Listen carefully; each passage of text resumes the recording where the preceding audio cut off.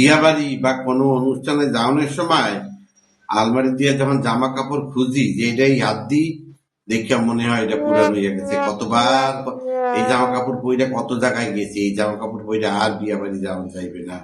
তখন টেনশনে থাকে কি পইরা যাবো বিয়া বাড়ি। আর দোল আইলেই যখন জামা কাপড়ে হাত দিই তখন দেখে মনে হয় না এটা নতুন, এই প্যান্টটা নতুন, এই প্যান্ট জামাটা নতুন, এ পইরা দোল খেলা নষ্ট করন যাইবে না।